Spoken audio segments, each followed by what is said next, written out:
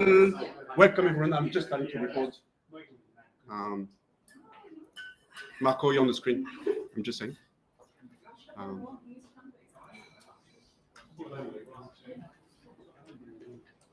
Welcome to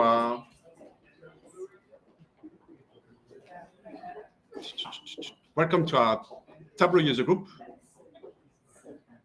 Oh, where am I?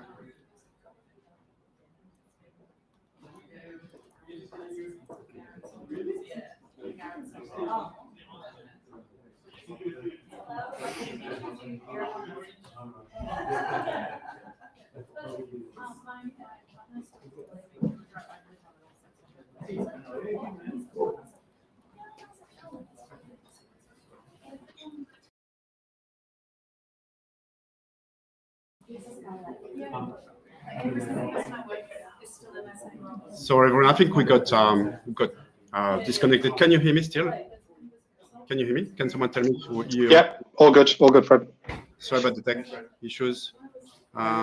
Just before we officially start, if anyone would like to get a drink, please grab one now. Just less disruption during the event. And can you now see the screen with the slides, with the PowerPoint slides? Yeah. So I've got only a couple of slides, not even that. So welcome to our Tableau User Group Tableau Conference TC Special. So TC, for people that don't know, is a Tableau conference. So Dave and I are quite happy to host that tag. I've been hosting it for a couple of years, and Dave for 10 years. I think that's your birthday anniversary. So I think I've got it for happy birthday for you.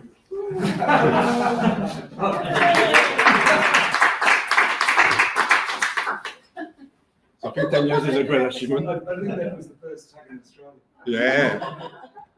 Yeah. So today we've got a couple of amazing local speakers.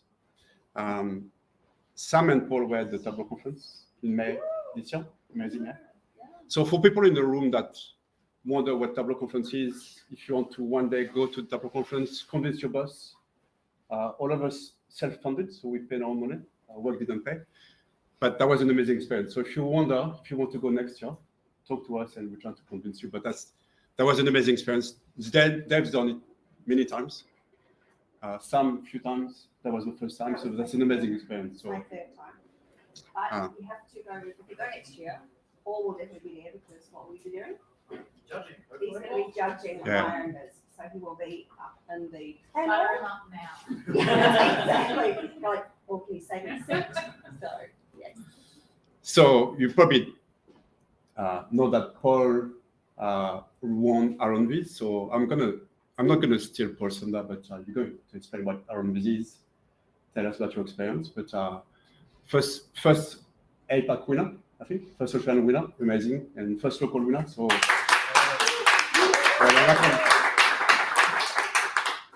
And someone was on stage in a super booked session. I'm sure we could have 1,000 people listening to your tips and tricks. So I did ask Sam to present the tips and tricks again because I think they were amazing. So very good content. So we're going to start with Sam, and then we've got two presenters, so 25 minutes each, and then Q&A. I also want to plug Visit Cine. So that's one of the free community conference. I've been helping a group of. So it's all run by Tableau. We're getting some help from Tableau, but a few people from Sydney, Melbourne, New Zealand, and we just try to organize a mini conference. So 1.5 days, 2 days. A few of us are going down. Sam is going. Paul, maybe. No, it would be good if you could come. So that's in Sydney in October, 31st of October. Sam's coordinating the bus. Yeah, we're looking for a driver for party bus. But it's completely free. So I think the only cost is you guys flying down and hotel. But we also have Andy Colgrave, if you know him. He's an amazing Tableau evangelist. He's in Sydney for that purpose. I think it's really good. So if you can tell up, it's completely free. It's at the new Salesforce Tower as well. Brand new, not even open yet. I think that should be amazing. Also, I'd like to acknowledge before we start the meeting, to acknowledge the traditional owners on the land we stay today. So acknowledging the traditional owners, and pay our respect to our elders, past, present, emerging. And I also would like to extend that to Aboriginal people or Torres Strait Islander people that are here today in the room or virtually. So that's it in terms of slides. I'm going to pass on to Sam. You're on the call. I think so. So if you share your screen, and people online can tell us if you can see Sam's screen. Please. It's not giving me the share screen option right now. Okay. Is there any reason for that? So if I stop Okay. sharing, now stop sharing, so you should be able to share your screen. Okay. You still need to have Bevy up so it shows up on that screen. Yeah, Bevy's on my. Here we go. Bevy give me some stress. It's a new platform, so now you can see your screen. So you want to sit down and do your show. Yeah, does it work for you? Yeah, it might be a little bit of space. Thanks, Matt. And Devin! Yay! Who else? Hi, Sam. Hi, how are you? Good. You? Yeah, not too bad. Not too bad. And maybe you can say that for if people have questions, we can do after you talk. Yeah. You prefer some? Yeah, absolutely. While Sam is setting up, I've got 3 scribes on the. So there's a sticker, 3 stickers on your chest. Somewhere I control where. So look under your chairs and it might be a Tableau sticker. We've got a few little bits and pieces. Probably need Swag. to bend because sometimes the stickers fall on the floor as well. Yeah, this one of those ones. Okay. So, No, is that the one? Is that the one that Data plus the one. Or is this from a previous event? we ever get it first. Did you find children? So I've got a mug and 2 cups. Oh, the What- mug is you good went first? too. Oh, I don't know. Oh, did you mug? Cup is good. Paul is swagged up. There you go. I'm gonna do the cap. 15 over there. The mug is someone else. I got mine. My kids will be happy with that. Sorry. What a mess. That's all right. All right. Am I good to go? Yeah. All right. Okay, everyone's happy and swagged up. So hi, everybody, and welcome to Tableau Tips. I'm hoping, I don't know if we could make that, can we make that like a full screen maybe? Otherwise, I think that it might be difficult for people to see. I am Sam Batchelor, and I did have the honor of presenting Tableau Speed Tips at the with the lovely Heidi at the Tableau conference in Las Vegas in May of this year. That was Tableau Speed Tips. We had myself and Heidi. We had a very, very tight timeline. I think it was nothing more than 40 minutes. So I spoke really fast. I'm going to go Brisbane style now and just chilled out a little bit more. I won't be doing Heidi's tips. I'll just do mine 20 minutes or so. So in Vegas, we were very lucky to be on the big stage where all the presentations were actually recorded and uploaded for everybody in the global audience on Salesforce Plus. We're very, very lucky. It was very, very terrifying. We had about 500 people in the audience, 500 people who had registered. We actually had people in the back as well who couldn't get into the session. We had people sitting down the aisle and on the sides. So it was amazing. We were very lucky. And actually, I turned up to do my tech check and stuff half an hour before the session, and it was already half full. So I was on the phone to Heidi, and she was like, don't freak out. But when you come around the corner, it's half full. And I was like, oh my gosh. Okay, let's do it. So it was day 1 of conference. That's Heidi and I quietly freaking out before doing our Tableau Speed Tips. So if you do want to see Heidi's amazing tricks as well, jump on Salesforce Plus and you can have a look at Tableau Speed Tipping. Okay, we're very lucky as well. We were followed on stage by the Flurlich twins, so I like to think that we were their support act. Okay, so a little bit about me. I obviously develop in Tableau. I've been a server admin, and I've taught Tableau Desktop across Australia. I was previously the APAC lead for the Analytics Tableau User Group. Anybody? It's the global one. Nobody's heard of it. It's quite good. runs every Very good. it runs every month, and basically people there's somebody over in Europe and somebody over in the US. You know, as the APAC representative is now Prasan Prem, and they usually have about 2 to 3 speakers every month. Really great. They upload everything up onto YouTube, I think it is these days. Yeah. Incredible content. You can just consume it as and when you want to. So if you have any questions, you know, it's really great to just know what's on there. And sometimes you can find out who did the presentation and then harass them for specific questions. Okay, more about me. I am part of this year's Tableau Next. I don't know if you've heard of that. Tableau Next cohort. Personally, I love the musical Hamilton. I enjoy playing Mario Kart with Nishana. And you can find me on Twitter as BizGenie. All right, so the tips I'm going to do are actually beginner to intermediate levels, so I'm not sure if it's going to be relevant. Hopefully, if you're advanced, at least you might get one little, maybe a reminder of something that's there. Is it all good? Okay, so, wait. No. That is me. I think I did all of that. There we go. Is that full screen now? Happy days. Oh, that's good. All right, so let's start. So if you're like me, you like a tidy desk and a tidy room. It helps with concentration and when you're developing it to stay in the flow. So here are a few tips to help set up and keep your workbook tidy. All right, so here's a new workbook. Let's set it up right from the start. So this workbook has 2 dashboards, dashboard 1, dashboard 2. And we could set up the formatting on the worksheet, or at the dashboard level. But to save ourselves time, let's set it up actually on the workbook itself. So let's come up to the format menu and we're going to choose workbook. On the left-hand side, hopefully it's big enough, the left-hand side, you can see the format workbook. So if I go in and I change the worksheet titles to bold and blue, and then maybe dashboard titles to bold and blue.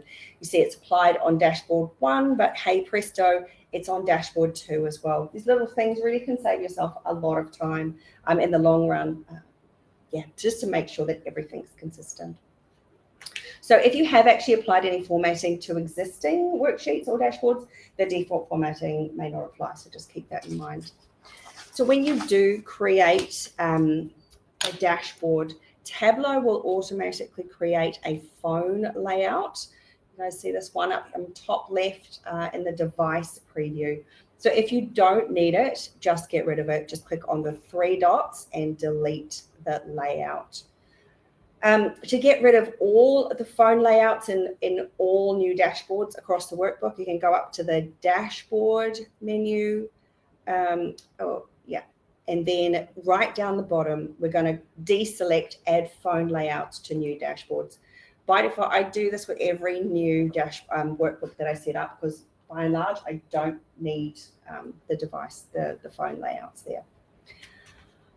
Okay, I'm going to swap to another workbook and let's talk about default properties. So very fundamental, beginner, but just always a good reminder. And I have to remind myself pretty much every week just to use these default properties.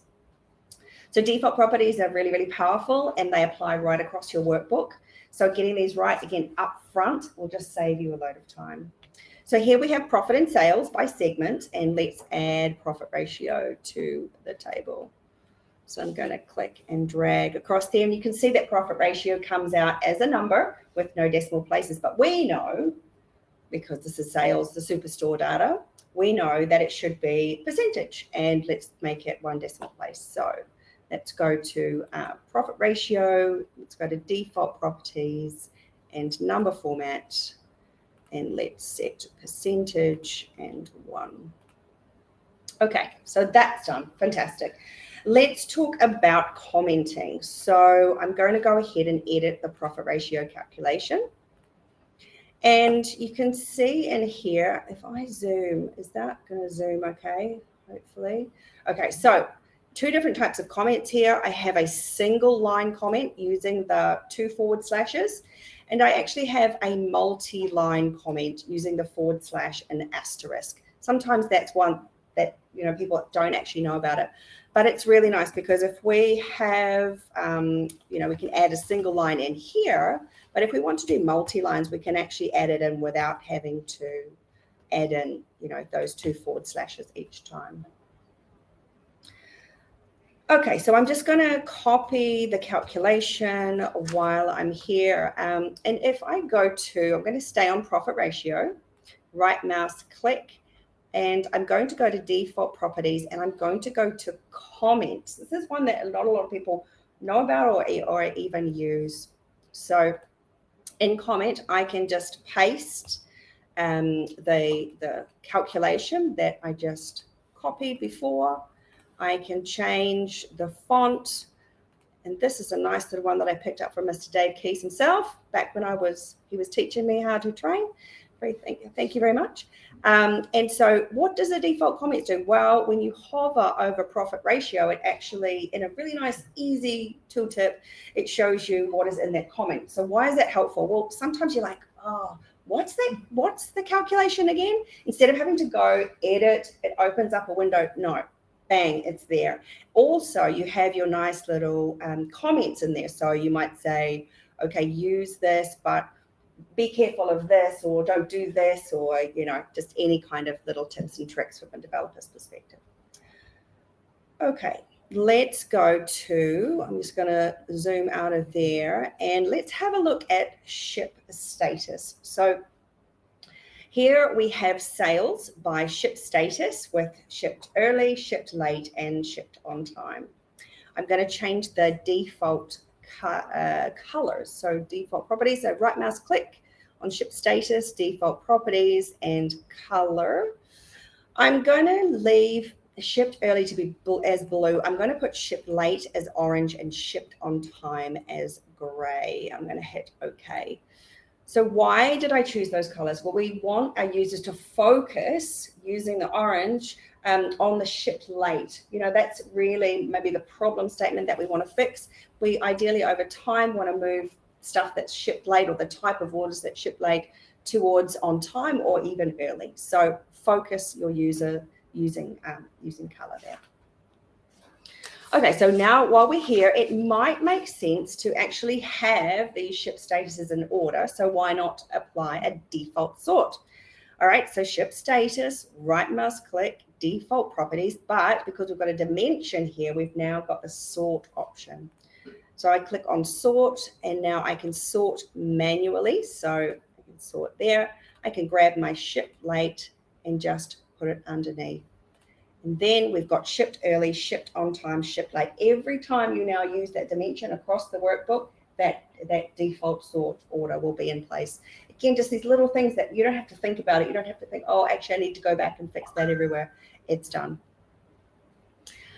Okie dokie. All right, so let's take a closer look at the ship status calculation.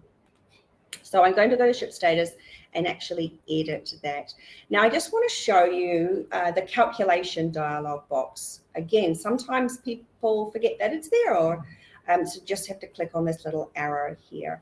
And it's really nice because it shows you all the different functions that Tableau has, like, say, date add. I don't keep a lot of stuff in my head. It just, there's not the room there. So I know it's date add, but I can't remember, you know, how you put it together. So I rely on this kind of thing a lot.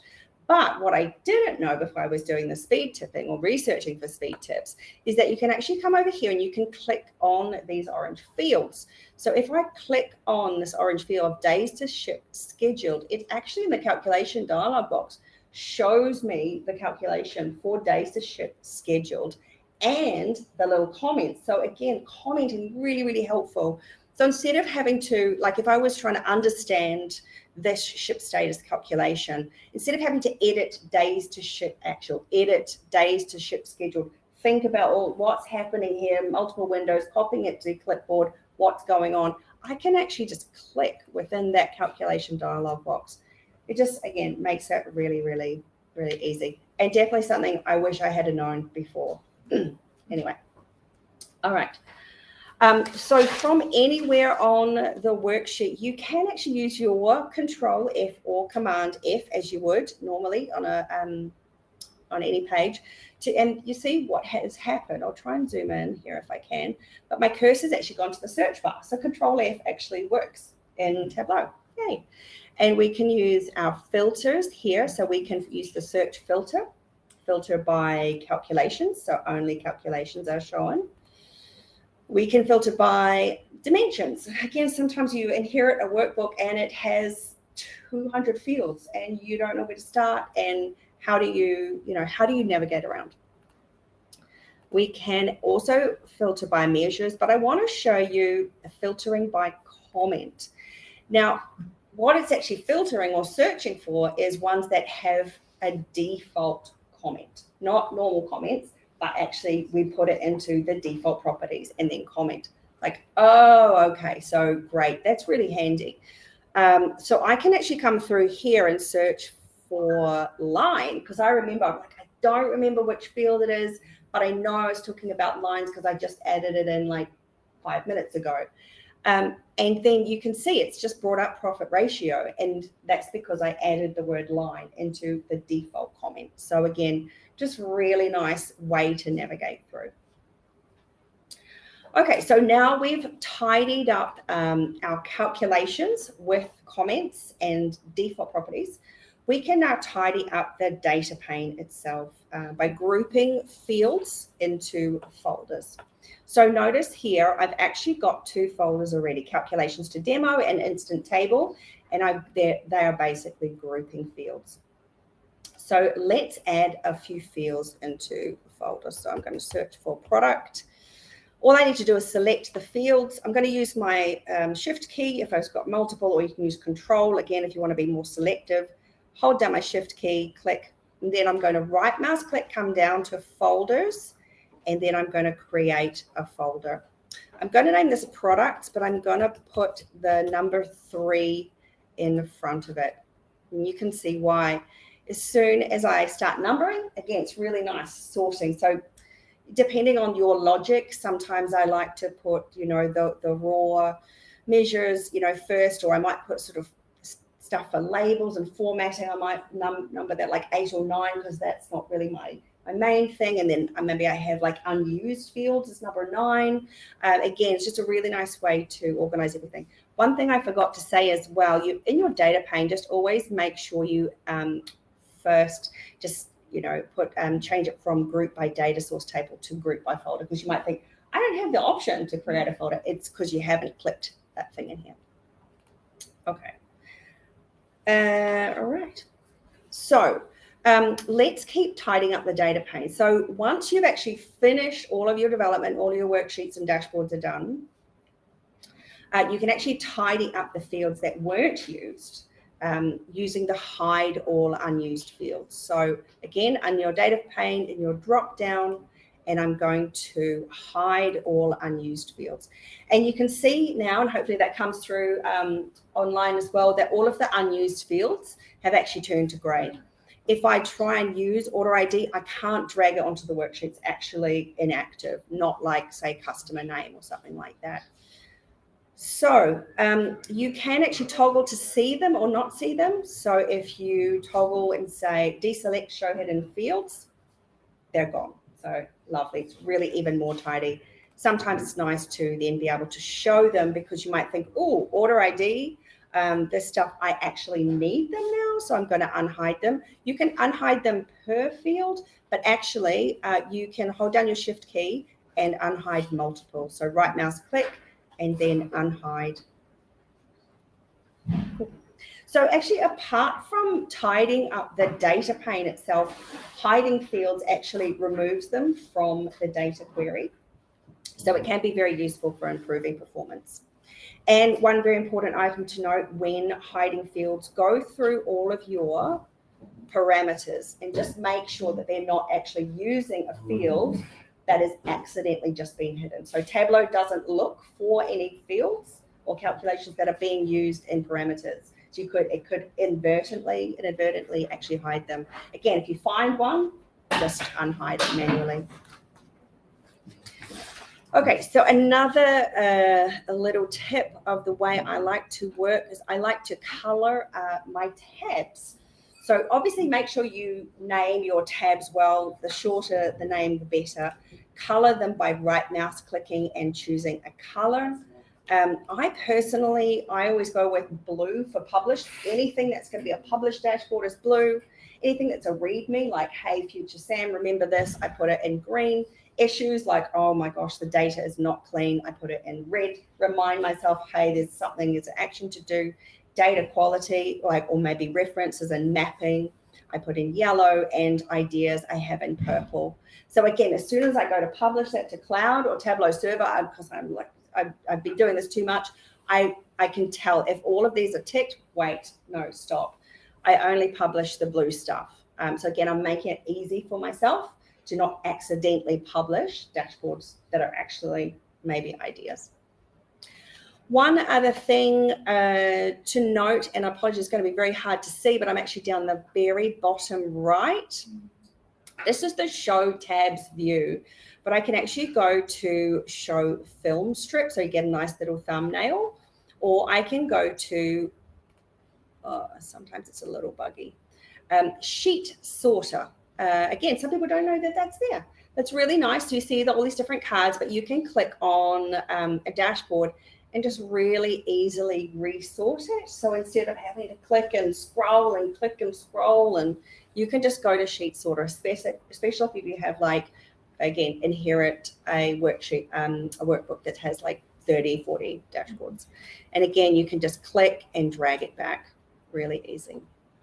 Okay, so I'm going to go back to the tab view, and then we're going to talk about the worksheet. Okay, so first of all, don't forget that the worksheet itself is actually flexible. So as I move my mouse around, when the cursor becomes the move symbol, you can actually grab it and move things around. So if you need a little bit more space, you're working on your laptop instead of your normal screen, you can move things around, really handy. You can actually hide cards as well. So pages, I don't use it very much. So you can actually hide cards as well and move them around as you need. I've done this before and I didn't know how to get it back. So that's the next question. How do you get it back, Sam? That's okay. So you come up here to this really innocuous little button that says show hide cards. It's not intuitive to me. That's okay. I remember that there's something there. Click on that and reset cards, and then everything's back. We can relax again. Everything's back to normal. Okay. Don't forget, also you can come up here into this little top left and this little arrow and hide the data pane. Really nice if you've got a really wide visualization and you don't need any of your data fields. You can just work like that. Okay, so let's have a look at some tips for your worksheet. So let me just bring in the data pane again. So sometimes we have a table like this. So we've got profit by segment, but we just want to show the header for the measure. In this case, it's profit. So how can we do it? Well, we can find our measure values, and we can just click and drag that into the table. So there we go. So we've got our nice header, which is for the measure, which is profit. So that's nice, but it's got measure names in the columns. It's got measure names and filters. It's got measure values in the marks card. It's like all of a sudden, I just want to do one thing and I've got like 4 extra pills. So another option, if you have just the one measure, you can actually come into columns and just actually enter the string. So just add in profit. And then you literally will just show the value there. And all you need to do is just remember to right mouse click and deselect or hide the field labels for columns. Okay, so we've heard of instant noodles, but have you heard of instant tables? Did you know this was a thing? Okay, so instant table, did you know you can actually select multiple dimensions and measures, click on them. So I just hold my shift key down, click, drag, instant table, done. All right, go put your feet up for half an hour. Amazing, right? Just incredible. Okay, so let's. I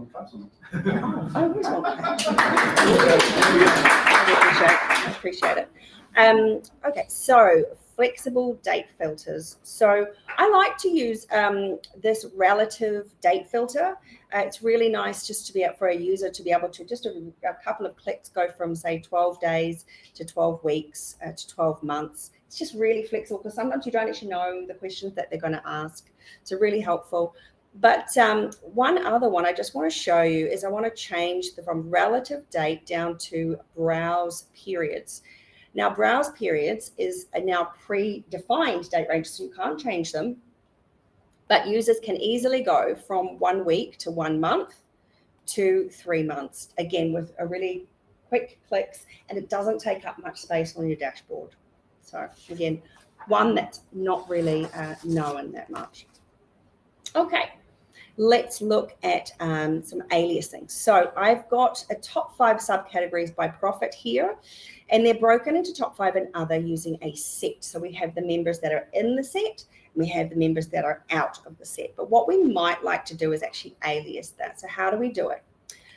Simple. We can just literally right mouse click on there and edit the alias. I'm going to change it from members in the set to actually say now top 5, and then edit this to say other. And then from a user's perspective, it's just a lot easier to understand what's going on. And nicely enough, that changes the color legend as well. Okay, so I'm sure that we all remember from our desktop training that green or continuous pills give us an axis, and that blue or discrete pills create a header. So here we have 4 green pills, so we have 4 axes. But maybe we want to change them to discrete or have a table instead. Now, what I would normally do is come up to here to each pill and change that to discrete, but so this is all about tips. So I can hold down my shift key. I can select the one at the end. If I do that again. So select multiple. I don't think it's actually working for me today, but that's okay. So I can select one, hold down my shift key. There we go.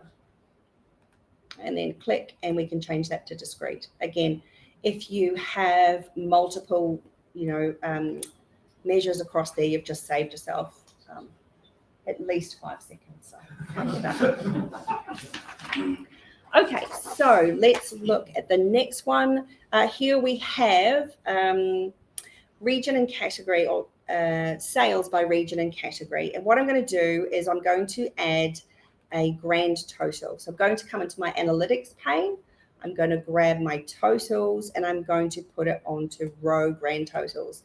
And you can see that when Tableau brings this in, the grand total is only one color.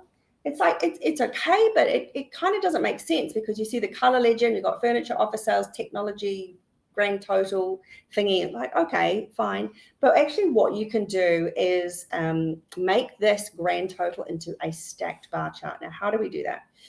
Well, we've currently got category on color. So all we need to do is to duplicate whatever is on color. At the moment it's category. I've duplicated it previously. And then we just need to drag that on and then put that instead on color. And then we actually have the bar chart. And apologies if it doesn't come out too much in the on screen, but you actually have a stacked bar chart very quickly as well. All right. So we're coming towards the end of my presentation. We're just going to squeeze in a few more helpful tips for dashboards.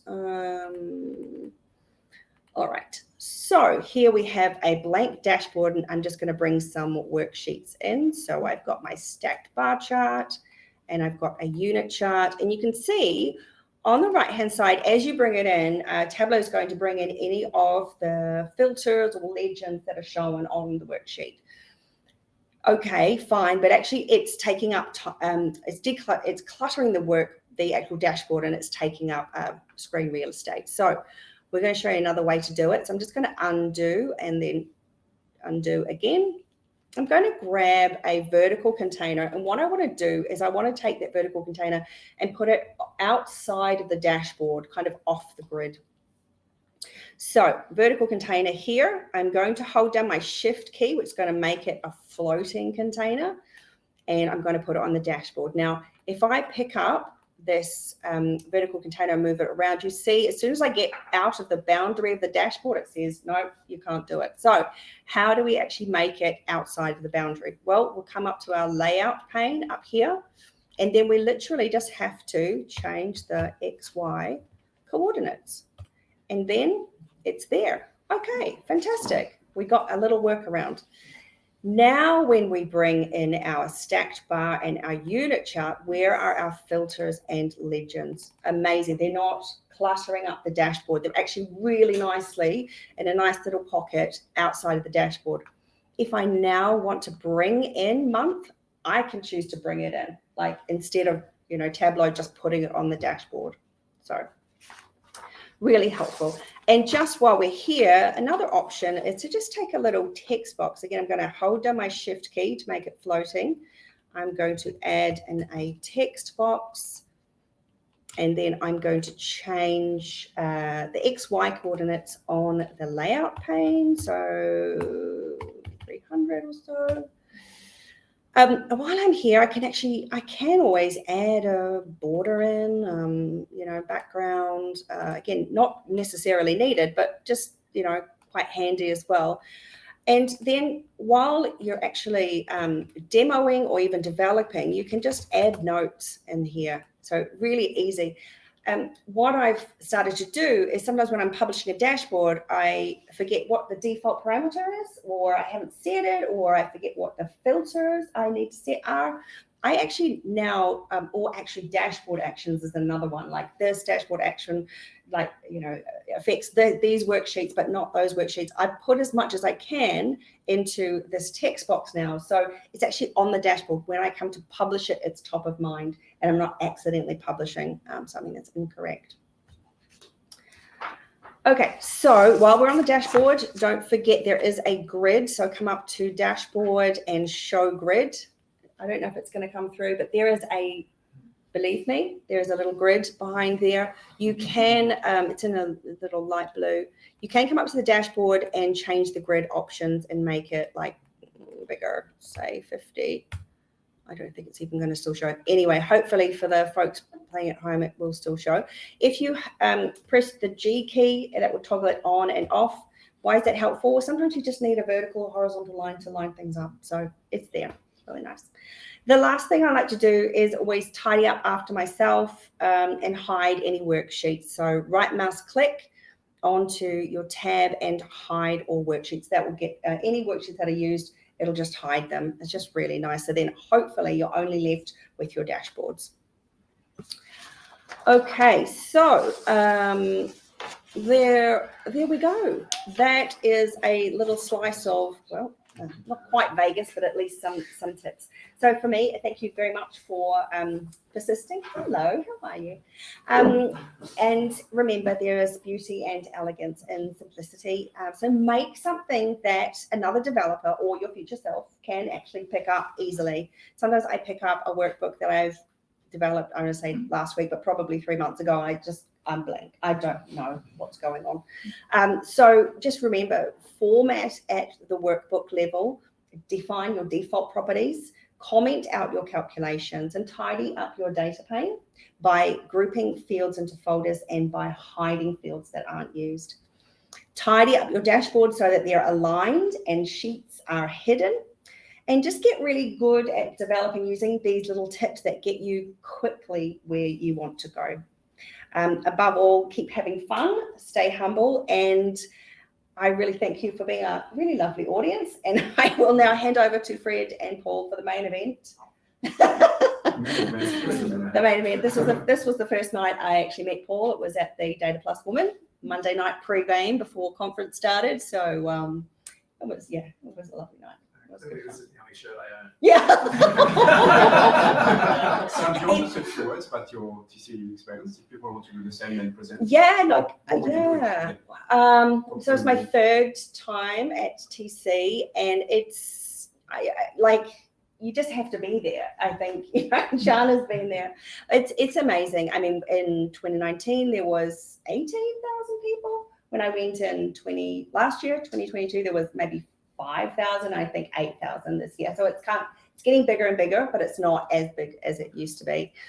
But, you know, I guess if you're in the community and you're talking to people and you're asking, you know, kind of all of the, you know, the visionaries, the ambassadors, the gurus who know their subject matter, you'll recognize some of the faces up there. And this is the thing, like when you go to TC, you rock up the first night before conference starts to Data Plus Women, and there's, I don't know, 100 people there or something, and you're literally stood next to, I mean, you know, the IronViz finalists, and, you know, there's Brittany, who was on the IronViz finalist on the right-hand side, and there's myself and Fred and the Woolies crew, and then up the top, you know, again, you've got Neil Richards and Louis, you know, from Data, what is it? Games Night Biz, Games Night Biz. Yeah, Will Sutton, who won IronViz last year, Bo McCready, Lorna Brown, Kyle Yetta, Matt Francis.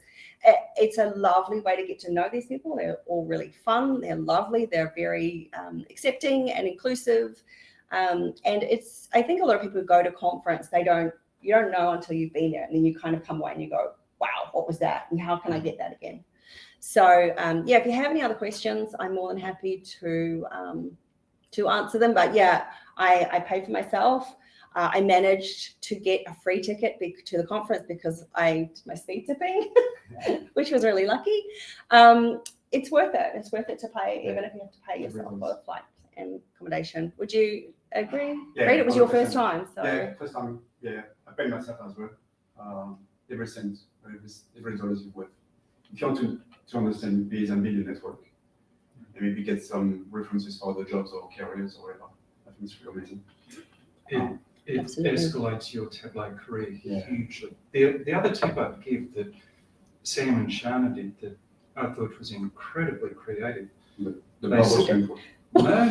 What did we do? Can't we go for The it? t-shirt. Yeah. Oh, yeah. Oh, yeah, it's a show. Oh, this is my Right. Tableau Ninja. So Heidi had the other Tableau Ninja shirt, which pointed back to me, bless. But, you know, everyone loves their data shirts, and we did have a bingo shirt, so we had to get the, we raced around. Signatures of our idols. Yes. We're gonna thought we'd been in person. Yeah, that's right. So it had to be an IronViz winner. So we'd run into like, oh my God, you won IronViz, quick, sign my shirt. And like Shana's running off to get, you know, Andy Kriebel's signature or, yeah. It was hilarious. crazy. Watching the commentary around it, Yeah. the photos that were taken, it was great. Yeah, it's amazing. So people are super creative as well. Some people make stickers with everyone's, you know, face on it. So you find them in a crowd of 8,000. I don't know how it happens, but you do.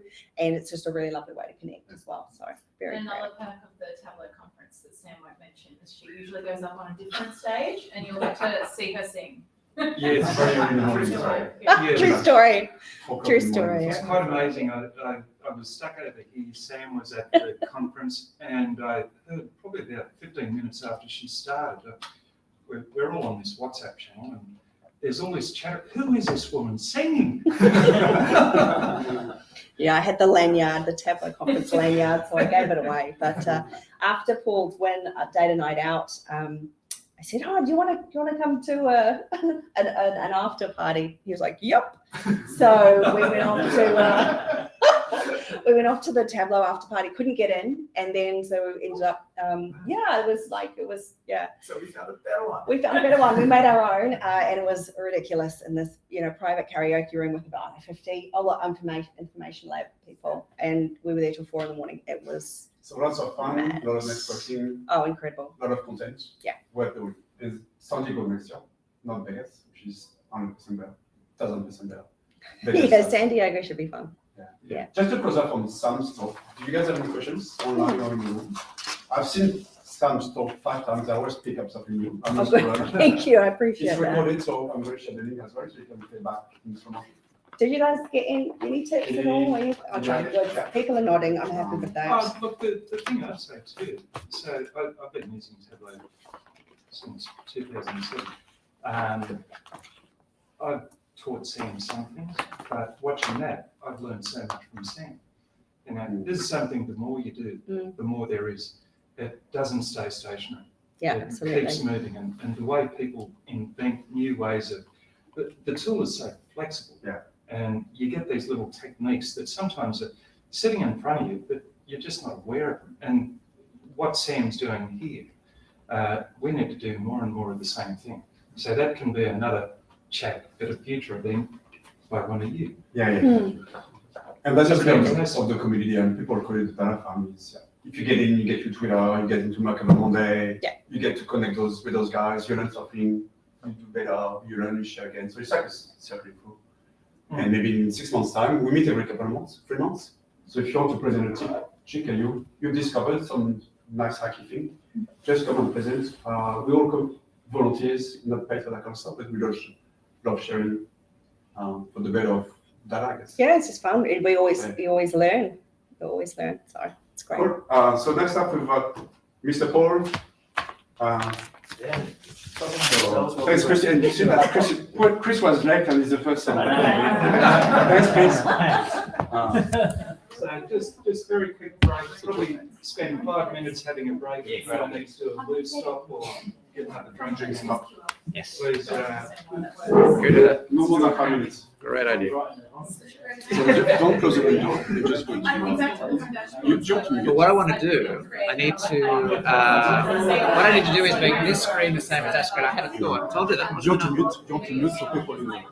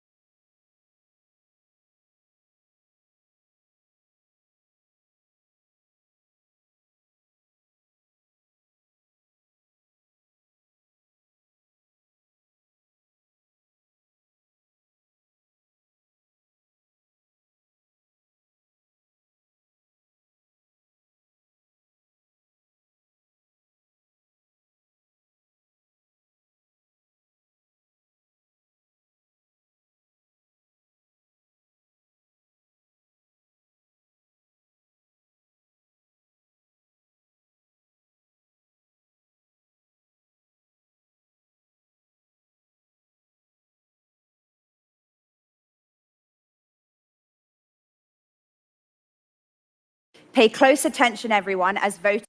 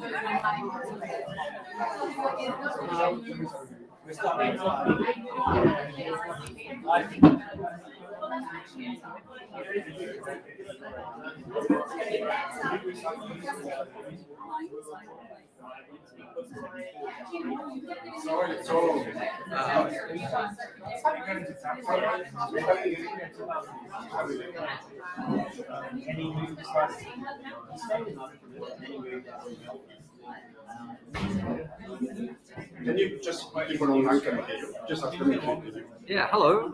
Can anybody hear me? Fred's asking, can we do an online check to see if anybody can hear me? Yes, we hear you. Yeah, fantastic. Thank you. Here you go, Paul. All right. Again. Thanks, Paul.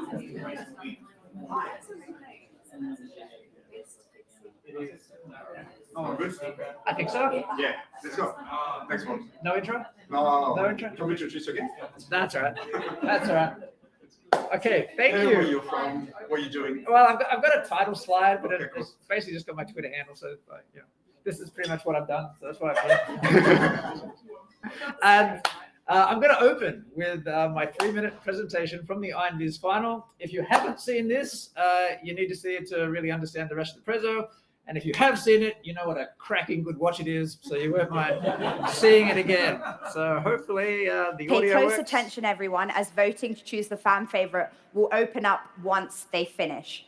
First up, Paul, take it away. Thanks, Archana. Humanity is on thin ice, and that ice is melting fast. That's how the Secretary General summarized a recent UN report that warns of a growing climate gap between what we're doing and what's needed to prevent harm to future generations. Recommends that cities shift to renewable energy as soon as possible, optimally wind or solar power. So here's a question. How many cities are already running on mostly renewable energy? The answer is at least 223. I say at least because this data is all self-reported via questionnaire from a nonprofit called the CDP. And the good news is that the number of cities submitting data more than doubled over these 6 years, with almost 600 in 2021. However, there are almost 3,000 cities of medium size or larger who could be submitting, which means almost 80% of them, we're not seeing their data, and so we're only seeing the very tip of this iceberg. But let's explore the data we do have. First, where are these 223 cities? Well, about half of them are in Latin America, where Brazil is the leading country with 48. Yeah, Brazil. US is next with 26, which is about 3 times the combined total of the top 3 cities in EMEA, and almost double the whole of the APAC region. Here's a better look at our green cities, but what sort of green are they? Are they mostly wind-powered or solar-powered? Turns out most of them are hydro-powered, more than 80%. So why the recommendation for wind and solar going forward? Well, thanks to recent improvements in cost and efficiency, they're both now cheaper than fossil fuels across most of the world, which makes them our best hope for the future.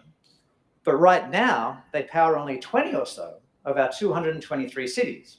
And if we split this map in two, we'll see about 15 wind-powered cities on top and only a handful running on solar below. We need to add hundreds of cities to these maps to close the climate gap. But which cities? Well, here we can use the power of NASA. Literally, the power of NASA, because they have a branch called the Prediction of Worldwide Energy Resources, and using 6 years of their daily weather data for this global mix of 100 cities, we're going to narrow down to the best wind candidates on top and solar below. We're going to raise the temperature threshold here and the wind speed here by clicking this slider, which will narrow down the cities on each map accordingly. For example, down here on the solar map, we'll see the frosty cities of Northern Europe start to disappear, while up here on the wind map, we'll see those same frosty cities outlast most of the others. And these are our final candidates because these are the levels at which wind turbines start to become viable and solar panels operate most efficiently. The wind candidates end up quite focused in the north, not unlike the map of current wind-powered cities, but the big takeaway is the abundance of solar opportunity around the world. Also worth noting, lucky cities like Cape Town and Buenos Aires, who are on both maps. So double the opportunity to save the planet. Speaking of saving the planet, what can you do, data fam? Well, if you live near any of these cities, you can connect with your local politicians, let them know they've won the global weather lottery, and the potential prize is cheaper energy and better health for current and future generations. And if they've already started their data journey, please ask them to send their data to the CDP using this link right here, so we can all celebrate their progress and reveal some more of this iceberg.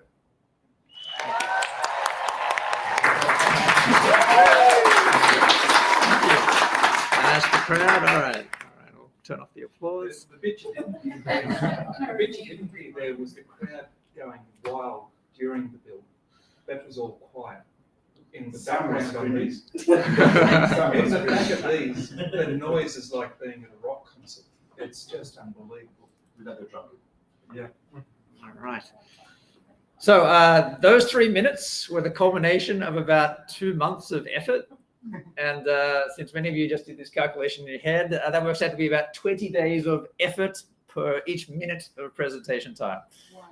So, the rest of this prezzo today, I'm going to call Behind the Build Interactive Edition, a world first as far as I'm aware. What that means, I'm going to hit pause. I'm going to play the Behind the Build video. I'm going to hit pause a lot to talk about what's on screen. And more importantly, your questions are very welcome. So in real time, just feel free to interrupt, yell away, and we'll stop the video and you can ask your questions. I also have a few exhibits that I brought along for show and tell, some physical, some electronic. Actually, I've only got one physical and we'll do it now. Sorry for the people online, you won't be able to see this, but this stack of papers right here. Just wait there 1 second. Oh, you can oh, there we go. I'm enormous. This stack of papers right here. So these are the drafts I made of what eventually became that 3-minute speech. And the reason that many of them are folded and beat up is because they lived in my back pocket. Not all of them, but the latest one lived in my back pocket, and I pulled them out whenever I had a few minutes to practice and refine, which is what all these scribbles are. All right, so what am I showing you this? Well, just to illustrate that this was a really important part of the process for me, and because this story really became the backbone of the whole project. But more on that later. We're going to start the show, and we're going to start with a few seconds of download theater. Now, does anybody know why this happens? Why is it that IronVizzers are always frantically downloading things in the first few seconds of the build? Anybody know the answer to this one? You only have a limited amount of time. Almost. You're only allowed to have a limited amount of stuff on your hard drive. All right, so the rules are you start with an empty laptop. It's just got Tableau, all the data you need, which is this file here, and one notepad file, and that's it. Okay, and so everybody then has to decide, well, I'm going to need some other stuff, so they usually throw it onto Google Drive, and then you have to spend the precious seconds downloading the stuff and getting onto your hard drive. And so here I'm wasting as little time as possible. I've got 4 images and 1 folder of custom shapes. So more on those later. We'll hit play. All right, so we'll put the shapes in the right folder. We'll open Tableau. Why not? We'll load a single data source. All right, we're off. Straight up, we're going to talk about my beloved Tableau font family. Here they are. Not only was this a speedy choice with the clock ticking, but it's also a great looking font. It's the default for a reason. So that's why I used it in this viz as well as my qualifier. So I'm living proof that you don't need to spend a lot of time choosing a fancy font for IronViz. That being said, I did opt for Tableau Medium here, and plus some bigger sizes to make everything pop more on the big screen. And I'm going to pause it right here when we get to that. Okay, fantastic. So 2 things to talk about here. That notepad file I mentioned before, that's over there on the left. Shout out to Kimley here. She had the idea when she was an IronViz finalist of just having a single narrow column over on the left-hand side. So I stole that idea. This is actually the biggest tip I took away from yours. Notepad file. It was fantastic. Well, Kimley deserves all the credit. Pay it forward. And Behind the Build deserves all the credit because I wouldn't know about it unless I'd watched Kimley on Behind the Build. So yeah, that's basically my cheat sheet for the entire build, and I'll scroll down as I go. And I also want to talk about colors here. So all of my colors are on this basic color palette. which meant I never had to waste time sort of copying and pasting color codes. The one exception is this one right here, the very memorable 2B, 2B, 2B. That's the default gray of the dark map theme, which I use a bit later. So I need to park that here in this custom column section because I need to use it a bit later. My main three colors were this green. This mouse isn't moving very well, but it's this green up here and this yellow and this cyan. I read an article that said these are 3 of the top 4 all-time punchiest colors. I kid you not, people write articles like this against a dark background. And the 4th one was magenta, one of these pink colors down in the bottom left-hand corner. I couldn't use that. I couldn't find a spot for magenta, but I used 3 of the top 4. All right, back to the build. Sorry, the mouse is moving a bit erratically. All right. So in the time-honored tradition of IronViz finalists, I spent a lot of time just going down this list, turning stuff off. The idea here is you're just turning off stuff you don't want to appear. So no unnecessary lines, turn that line off. No unnecessary tooltips, turn those off.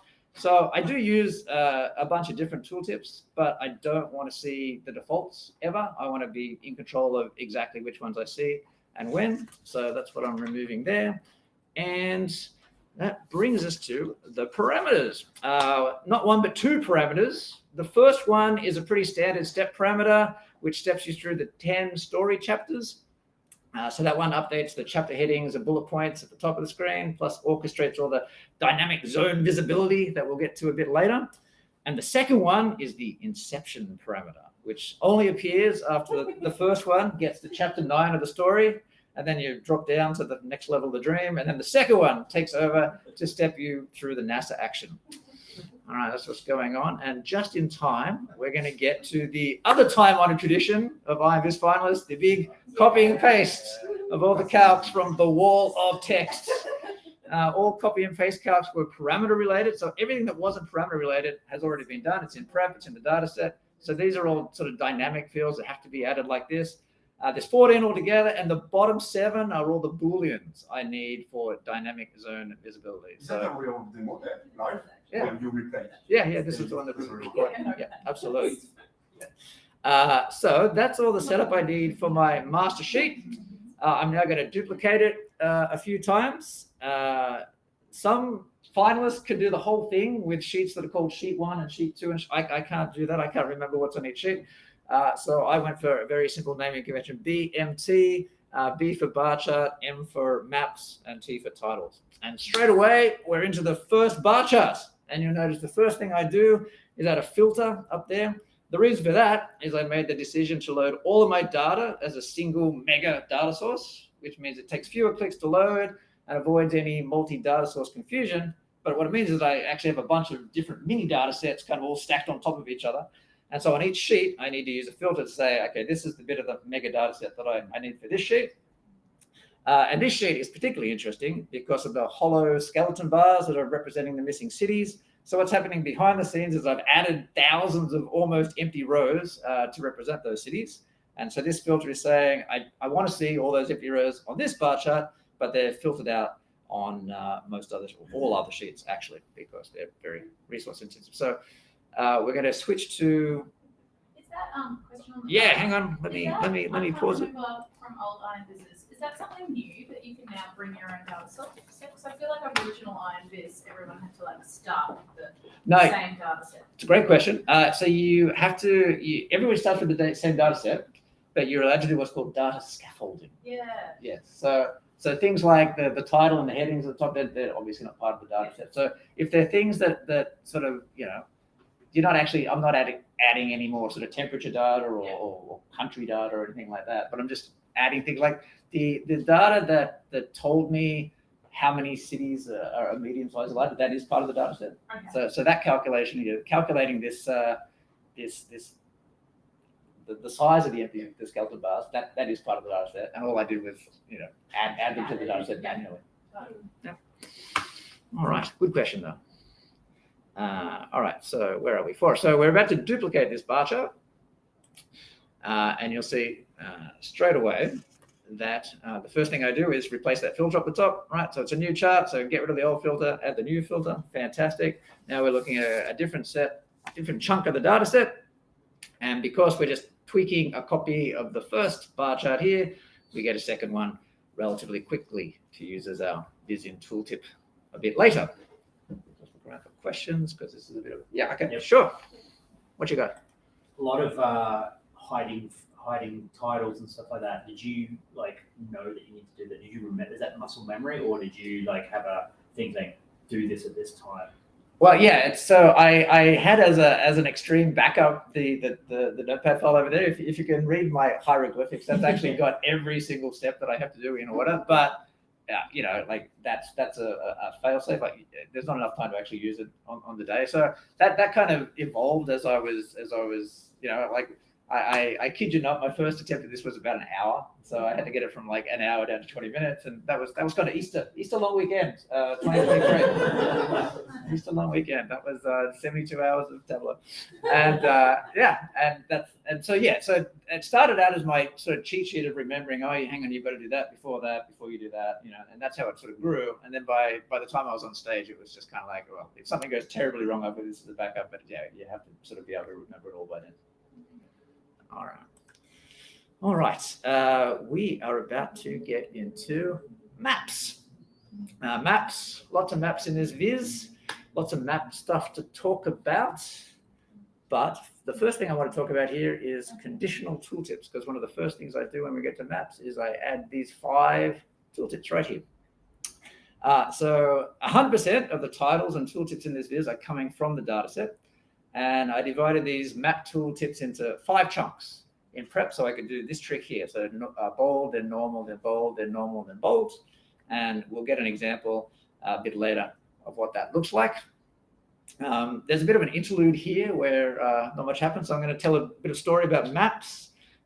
It's a good time to point out that my viz is nearly 100% maps with one bar chart. And for a while, I was kind of second guessing that whether I needed to add some more chart types just for some extra razzle dazzle. And this is an example where the pre-viz story work, this kind of backbone I was talking about earlier, was really important, because like once you have the beats of your story roughed out, then your job is to choose like the best visuals to tell each beat of that story. And for me, that just turned out to be a lot of maps, despite the temptation and allure of various other and sexy chart types. So for me, at least, the mantra was build the viz around your story rather than try to write a story about whatever viz you happen to build. So that was what happened there. And we've just started the dark map. And I want to pause it here, talk a little bit about the dark map, because I'm going through and manually clicking some stuff. Right, so the dark map was important because I was actually looking forward to being on behind the build. It's a lifelong ambition of mine. It's kind of like, it reminds me, for those of you old enough to remember DVDs, it's when directors used to do commentary tracks on DVDs. And this is your chance to do the commentary track for your review. So anyway, I watched a lot of Behind the Build while I was preparing for the finals. And anytime a finalist used Mapbox, which was a popular choice, it meant that you as the viewer, you can't really follow what's going on anymore. You lose that piece of the build. And so I didn't want to be like that. I wanted to use the in Tableau map technology as much as possible. So that's what's going on with the dark map. All right. So we're about to duplicate this map to make the first NASA map. And this is just a real good showcase of a bunch of stuff we've talked about so far. So first thing we're going to do is add the NASA inception parameter and give it a title. That's step 1. Next thing, edit title. Everything's kind of white because it's white on black background. So you've sort of got to do some things with your fingers crossed. All right, here we're adding the filters to, like I said, explain which part of that mega data set we want to see on this page. That's all done. Now we've got some conditional titles. So very similar to the conditional tooltips we saw before. It's going to be a 3-part title with bold, then normal, then bold. And you'll get a sort of a sneak preview of what that looks like up the top. So as soon as I finish editing this, great. And then hit OK, you see the title. It's very subtle, but you see the start and the end of the title is a bit accentuated. And finally, we choose from that basic colors, and there's our NASA map. Test the inception parameter. Now, check this out. We're going to duplicate it, and we're going to make the second NASA map in about 15 seconds. So just change the color. Fantastic. That's done. Change the filter. Great. That's done. And retest the inception parameter. And that's all we have to do. Okay, so all the work got done on the first map, and so the second map's super easy. All right, M2, we're on M2. This is arguably the most important map in many ways. It's the one filling the screen for the big 4-color reveal. Does all that with custom shapes. So any second now, I'm going to assign, got to get it to step 6 first. So there we go. Assign the custom shape folder, and that avoids the need to assign individual colors or work with a custom color file. And I've got to get this pause exactly right, otherwise it gets away from me. Right. Oh, I missed it. I was going to, come on. Let me just go back 10 seconds. 10 seconds. I beg of you, 10 seconds. Because I want to get it. I want to get it paused. There we go. Make the size a bit bigger, and I want to get it paused while. Oh, really? I missed it again. I want to get one of those. I want to get one of those. I blame the lag and the bevy and everything. Anyway, I'm trying to get it paused over one of those tooltips so I can show you the tooltips. But anyway, enough of that. It's time for our next show and tell. So I paused it here because of the preamble to this one is for some reason I thought you needed very sophisticated graphical tools to make custom shapes. And my supervisor, Nina, who some of you in the room know, Nina set me straight. She said, what are you talking about? She said, you can just draw them in PowerPoint. And she was absolutely right. So I knew you could draw in PowerPoint, obviously. And I didn't know you could just save your drawings as images and then, hey, presto, you now have custom shapes. It's as easy as that.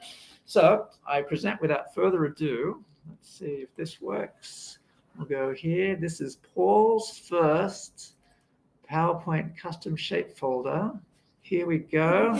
Completely unedited, just dragged off my hard drive where it was minding its own business. I'll make it full screen so you can see it. So here's my first page of just dipping my toe in the water and just trying a few things out and then I discovered the halo, and then that was it. I was like, all right, I'm all about the halos, right? So so there's page 2. So now I'm doing, so the reason you do all the colors is because, like I said, that saves you the step of having to assign the color separately. And we'll just go down and we'll just sort of, they change very subtly, but these very subtle changes were like enormous to me. I was like, no, it's got to be, one more pixel over there. Anyways. Were you inspired in the design by the actual heat map look of default in Tableau? Or by those things that you use to check the contrast of your computer. What inspired you? No. There's actually I think the generic term for it is Firefly mapping. So yeah, I read a bunch of articles about that sort of thing. So this is in the tradition of Fireflies, but they were all sort of my own. This is as someone who doesn't have very much artistry in my life, it was really nice to say, I made these. I handmade these, and I actually put in my sources, custom shapes lovingly handcrafted by the author. So, there we go. So I think those are the final ones. There's a sneak preview of some icebergs. And I also wanted to show you this page as well. So this is also, all the legend stuff at the bottom of the screen was done in PowerPoint. And this is just one of the early drafts of all that. So you can see all the different icons I was sort of thinking with. And I was sort of testing whether you could actually read the text. And obviously black text on dark blue wasn't really working, or at least not over here anyway. And so I just really just to show you there were lots more icons considered, and all this legend work was done in PowerPoint as well. All right, that's the end of the show and tell. No, I think all the graphic designers are safe. Let's go back here. Great. So we're going to move on to M3. This is the bottom left map of the 2x2, possibly the least interesting map of the whole thing. So good time to just check around for some more questions while we're waiting to get 10 more seconds. Did it feel quick when you're up on stage? Oh yeah. It goes, yeah, the whole thing, Yeah, just were the whole you day, gonna finish? the whole. I'll pause it now. Sorry, what was that? Were you worried you weren't going to finish? Well, always, but as I'll say later, I gave myself a bit of a comfort stop. I was going to say this a bit later in the presentation, but I spoke to Pradeep from a few years ago. I had a really good run of just speaking with some ex-champions. That was wonderful, and he suggested shooting for 16. And that was right in my wheelhouse. So I'm not a 19.5 kind of guy. I was like, 16 gives you plenty of time. If something's gone wrong, you fix the problem. And so I was shooting for 16, and even on my bad days, that was like 18, and I still had sort of. So how many times you practice? Oh goodness, at least 50. Like probably closer to 100. I don't know. I didn't count, but yeah, like just and you gotta. and there was all the times where that was after I got to a finished product. That was all the sort of drafts of the thing. Yeah, but I must have built the thing, at least 50 times. What do they Probably. say about the definition of insanity? Yes. No, but they were getting faster. I wasn't getting the same thing over and over again. All right. This is M1. This is the cleverly titled M1. This is the big map that first becomes visible in the presentation with the big circles. So I want it to be very simple to understand. So I grouped, using this geographic role here, I grouped the cities into just four big continental regions.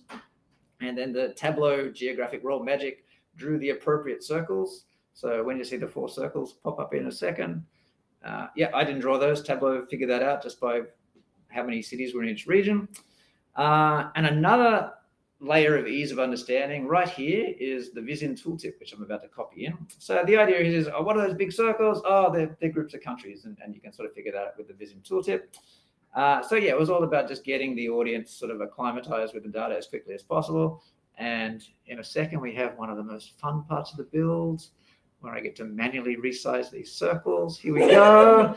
Almost maximum, not quite. And there they are. Fantastic. Fun every time. Every time. Okay. Yeah, right. Yeah. Especially for this. As you'll see when we get to the dashboard, I've got everything measured to the pixel when it comes to dashboards. And I was like, I just got to guess every time. I got to guess. I hope I don't slip. I hope the mouse isn't sweaty. All right. So on the home stretch here, just one to go. The T sheet. That's the simple sheet that displays the title and bullets for each chapter. So the idea that these would be 2 things. After IronViz, they would be something to read for anybody clicking through the viz. And during IronViz, they would jog my memory if I forgot my lines in the spotlight, which only happened about 5 times after 2 months of practice. So not bad. And after 10 minutes, that's it. We've done all the sheets. Take a deep breath. I certainly did. And it's time to build the dashboard. All right, so what you're going to see here's some invisible map containers to start off with. Scintillating stuff. We're going to, a series of double clicks and drags. We're adding internal containers and blanks to this single floating mega container. This is kind of like the engine room of the dashboard. And the blanks are there to sort of pad out the containers during construction. I tend to lose control of containers if I don't pad them out with blanks. Don't know if anybody can relate. Everybody can relate, right? And then I just remove the blanks as soon as they're no longer needed. But first, I need to manually resize the first of, here we go. There's my little encouraging message. We are go for dash building. And I've got to manually resize this, the first of many manual resizes, and then we get rid of the blank and we are good to go. So really just 2 containers doing all the work here, all the map work. There's 5 maps in total. They're going to turn off and on as the chapter parameter changes, and the right container is turned off to start with, and that allows the maps on the left to be full screen. All right, this is a little interlude where not much happens for about a minute, so I'll skip ahead unless there's any questions. So this is just adding a bunch of stuff to the dashboard and then manually resizing it with the numbers of where I want it to be and so forth. So we will just skip ahead to 12:20 because great things happen. It's not as if you know the video, is it? Not too far. Back one. Okay, 12:11. And when we get to 12:20, we're going to pause for the final show and tell. So that's something to look forward to. All right. So here we are. This one's about the iceberg. So you can see a little tiny iceberg there. It's about to get bigger. I already told this story to Andy, but it's a good one, so I'm going to tell it again here. And plus, I have some additional props today, so worth repeating. Anyway, my story, my data story always started with chapters 1 and 2, right? So over there on the left-hand side, it's like the Green City growth looks pretty good over the last couple of years, but slow reveal, we're not seeing the whole story, and we're only seeing the tip of the iceberg. So that was always part of the story. And the first time I told the story to Nina and said those words, we're only seeing the tip of this iceberg, she said something like, ooh, can you make that chart look more like an iceberg? To which I replied, what do you mean, Nina? To which she replied, I'm not sure what I mean. Maybe have a play around. So I had to play around. I spent the next several days playing around. Almost immediately realized I didn't know how to make the chart look like an iceberg.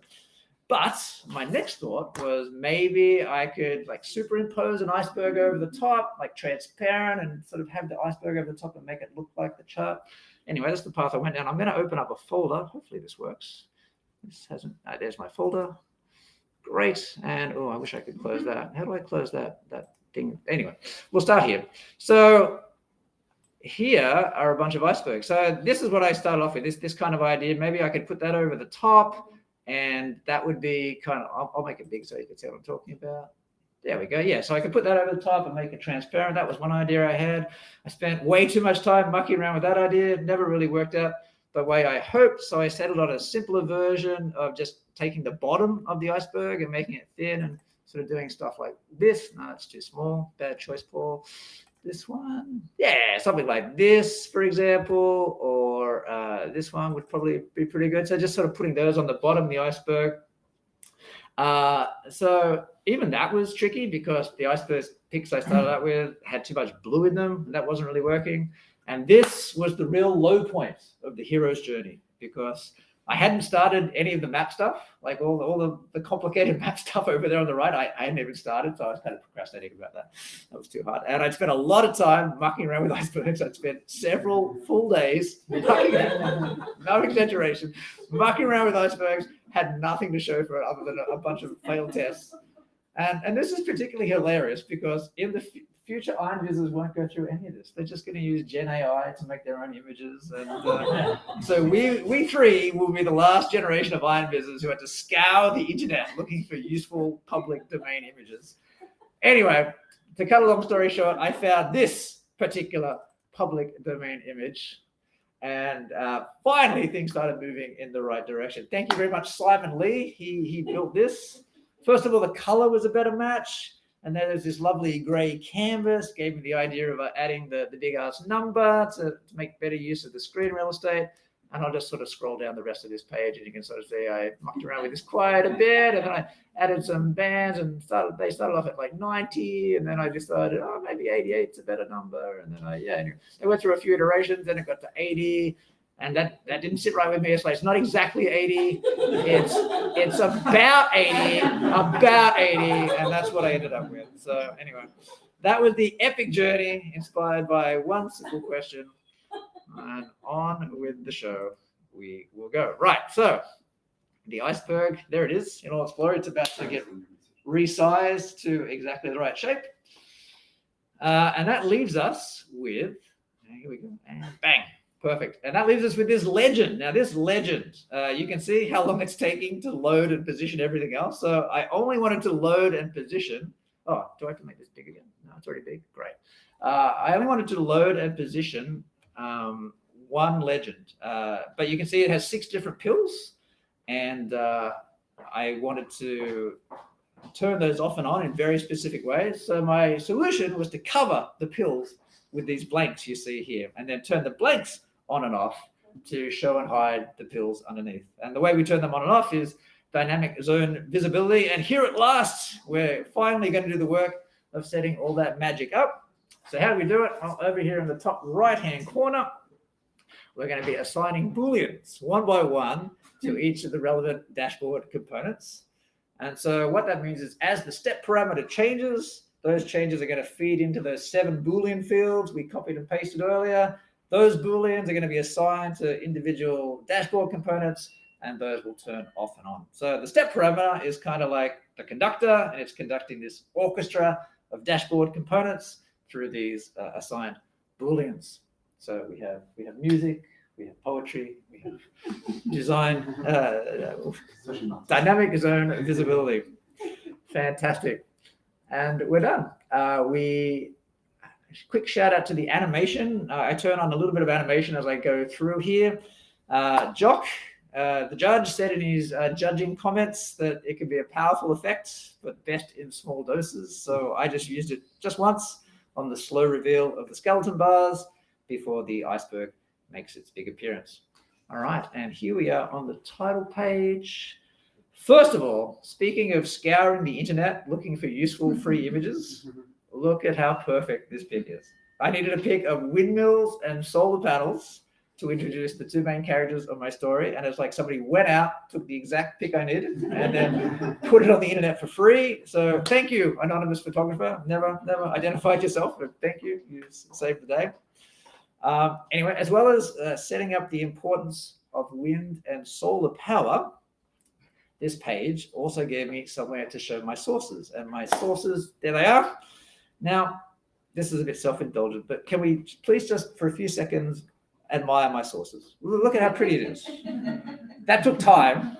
I've no idea whether anybody has ever looked at these sources, but now you all have, and so my heart is happy. And you'll see right now, I'm working on a good old-fashioned show and hide button to show and hide the sources. So even in the age, in the future world of dynamic zone visibility, we're still using show hide buttons. They still have their uses. Here it is. And we're going to click on it to hide my beautiful sources. There they go. All right, fine. And now we just have one more navigation button to add. That's going to take us to the other dashboard with all the main, so like the main dashboard of the whole presentation. I'm about to add a caption here to the data. And that actually started off as a placeholder. I typed it for a giggle the first time I made the button, and I never came up with a better label. So to the data, it remains. There it is in the final build, to the data. And that's it. 16 minutes for the rough build. There's still a few tweaks to go, but the build is now functionally usable in an emergency. So if I have to present now, it should hopefully work. Like I said before, I had a chat with Pradeep, finalist from a few years ago. He suggested a 16-minute build. It's a good target. Got a few minutes up your sleeve for fixes if something goes wrong, or testing if everything goes right. So now we're just going to go through with a quick test. There's the sources. It's a rapid fire commentary on the walkthrough. Here we go, to the data. Here's chapter 1. And here's the slow reveal with the animation. That was beautiful. Here comes the iceberg. Fantastic. Here's those 4 big circles with the Viz in tooltip. Now this next one's a transitional slide. Doesn't do much. All it does is sort of ease the audience from 4 big green circles to the 4 colored circles that are coming up. There they all are, 4 colored circles, 4 pills on the bottom. Fantastic. Only there for a moment as a kind of a wow, and I immediately get rid of only the 2 important colors are left and the 2 pills down the bottom. This is another transition. I'm getting ready from 1 big map to 4. And there are the 4. And so on chapter 9, the inception parameter appears to drive all the NASA action. As we click through it, you'll see the conditional titles on the right-hand side. Those are also updating as we click through. And then we go back to the main parameter to step to the final chapter, the call to action.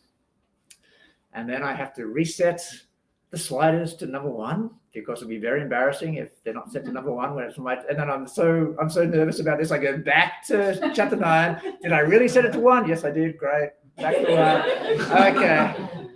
And there it is. That's it. A few more tweaks to go, but I'll end it there and ask for any final questions.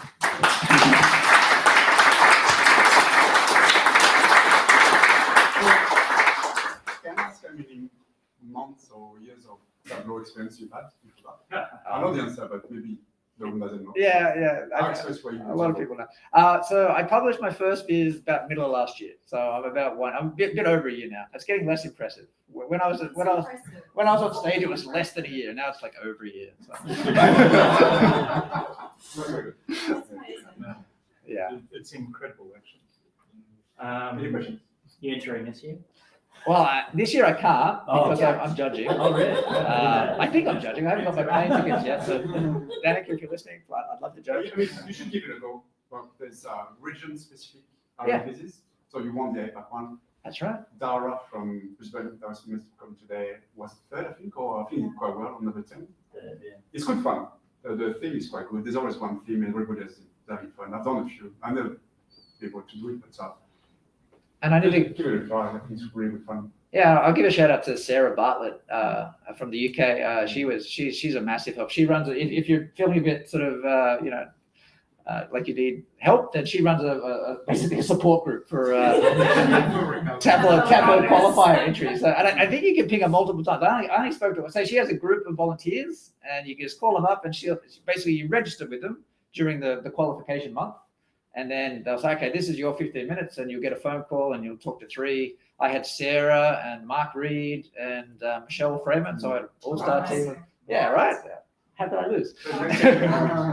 And yeah, but the quality is very high, and yeah, it's completely free, voluntary service. And I heard that other people were doing like multiple times through the month. I wish I knew that. I would have done that as well.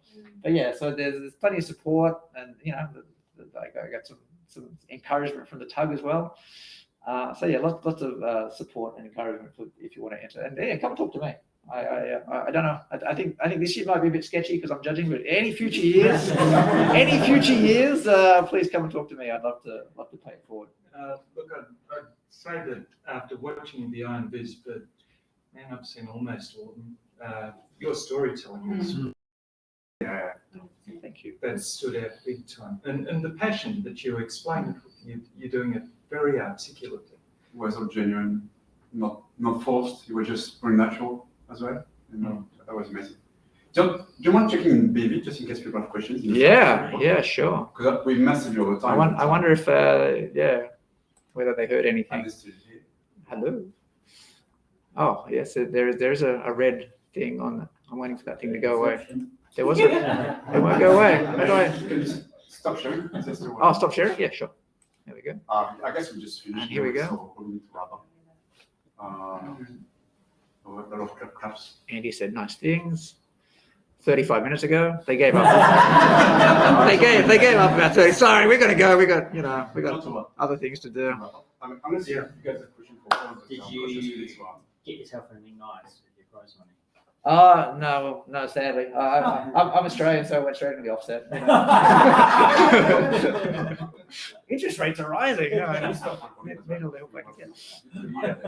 Do you know if anyone has done your call to action? Use the Viz and send it to the local politicians? I don't. There you go. Do an IronViz follow-up. Thanks everyone on